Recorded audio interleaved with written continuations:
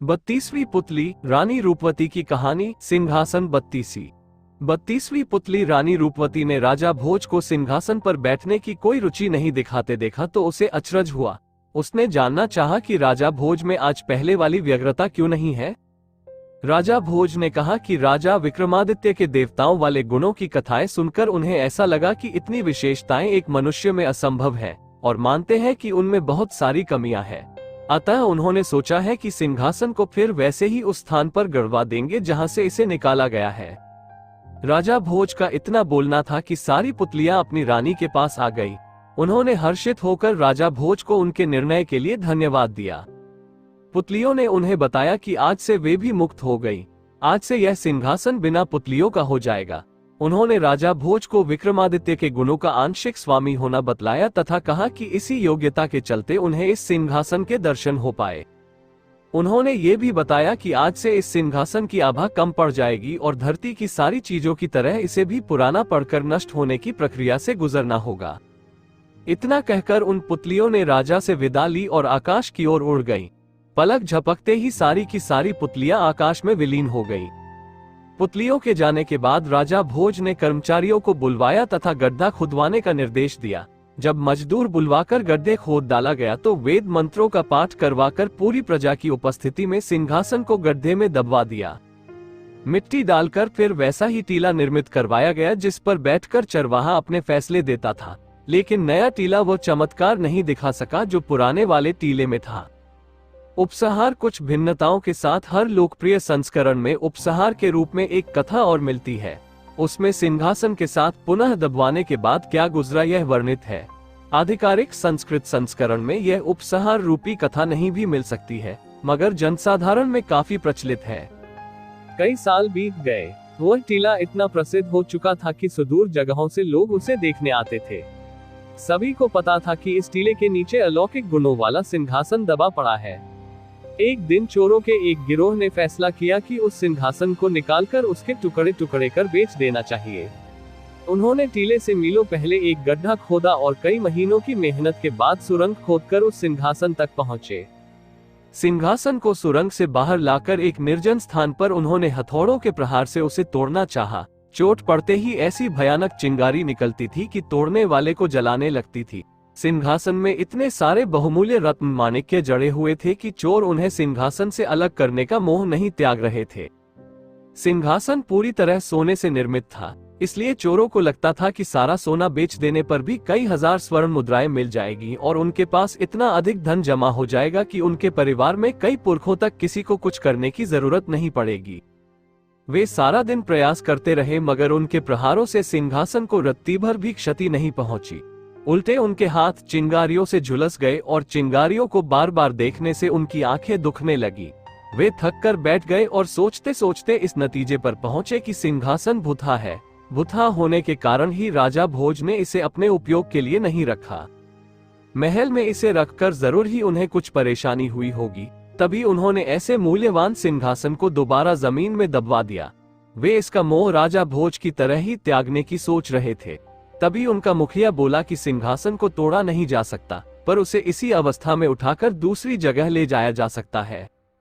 चोरों ने उस सिंहासन को अच्छी तरह कपड़े में लपेट दिया और उस स्थान से बहुत दूर किसी अन्य राज्य में उसे उसी रूप में ले जाने का फैसला कर लिया।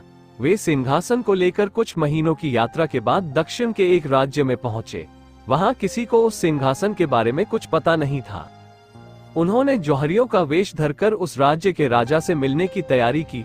उन्होंने राजा को वह रत्न जड़ित स्वर्ण सिंहासन दिखाते हुए कहा कि वे बहुत दूर के रहने वाले हैं तथा उन्होंने अपना सारा धन लगाकर यह सिंहासन तैयार करवाया है। राजा ने उस सिंहासन की शुद्धता की जांच अपने राज्य के बड़े बड़े सुनारों और जौहरियों से करवाई। सबने उस सिंहासन की सुंदरता और शुद्धता की तारीफ करते हुए राजा को वह सिंहासन खरीद लेने की सलाह दी। राजा ने चोरों को उसका मुंह मांगा मूल्य दिया और सिंहासन अपने बैठने के लिए ले लिया। जब वो सिंहासन दरबार में लगाया गया तो सारा दरबार अलौकिक रोशनी से जगमगाने लगा। उसमें जड़े हीरों और माणिक्यों से बड़ी मनमोहक आभा निकल रही थी। राजा का मन भी ऐसे सिंहासन को देखकर अत्यधिक प्रसन्न हुआ। शुभ मुहूर्त देखकर राजा ने सिंहासन की पूजा विद्वान पंडितों से करवाई और उस सिंहासन पर नित्य बैठने लगा। सिंहासन की चर्चा दूर दूर तक फैलने लगी। बहुत दूर दूर से राजा उस सिंहासन को देखने के लिए आने लगे। सभी आने वाले उस राजा के भाग्य को धन्य कहते, क्योंकि उसे ऐसा अद्भुत सिंहासन पर बैठने का अवसर मिला था। धीरे धीरे ये प्रसिद्धि राजा भोज के राज्य तक भी पहुंची। सिंहासन का वर्णन सुनकर उनको लगा कि कहीं विक्रमादित्य का सिंहासन न हो। उन्होंने तत्काल अपने कर्मचारियों को बुलाकर विचार विमर्श किया और मजदूर बुलवाकर टीले को फिर से खुदवाया। खुदवाने पर उनकी शंका सत्य निकली और सुरंग देखकर उन्हें पता चल गया कि चोरों ने वो सिंहासन चुरा लिया। अब उन्हें यह आश्चर्य हुआ कि वह राजा विक्रमादित्य के सिंहासन पर आरूढ़ कैसे हो गया। क्या वह राजा सचमुच विक्रमादित्य के समकक्ष गुणों वाला है? उन्होंने कुछ कर्मचारियों को लेकर उस राज्य जाकर सब कुछ देखने का फैसला किया। काफी दिनों की यात्रा के बाद वहां पहुंचे तो उस राजा से मिलने उसके दरबार पहुंचे। उस राजा ने उनका पूरा सत्कार किया तथा उनके आने का प्रयोजन पूछा। राजा भोज ने उस सिंहासन के बारे में राजा को सब कुछ बताया। उस राजा को बड़ा आश्चर्य हुआ।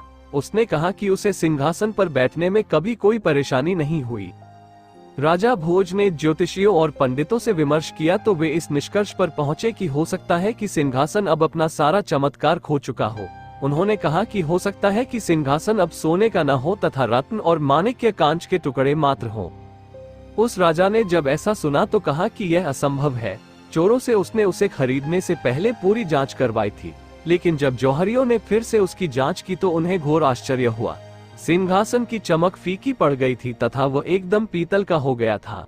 रत्न माणिक्य की जगह कांच के रंगीन टुकड़े थे। सिंहासन पर बैठने वाले राजा को भी बहुत आश्चर्य हुआ। उसने अपने ज्योतिषियों और पंडितों से सलाह की तथा उन्हें गणना करने को कहा। उन्होंने काफी अध्ययन करने के बाद कहा कि यह चमत्कारी सिंहासन अब मृत हो गया है। इसे अपवित्र कर दिया गया और इसका प्रभाव जाता रहा। उन्होंने कहा, अब इस मृत सिंहासन का शास्त्रोक्त विधि से अंतिम संस्कार कर दिया जाना चाहिए। इसे जल में प्रवाहित कर दिया जाना चाहिए। उस राजा ने तत्काल अपने कर्मचारियों को बुलाया तथा मजदूर बुलवाकर मंत्रोच्चार के बीच उस सिंहासन को कावेरी नदी में प्रवाहित कर दिया। समय बीतता रहा। वो सिंहासन इतिहास के पन्नों में सिमटकर रह गया। लोक कथाओं और जन श्रुतियों में उसकी चर्चा होती रही।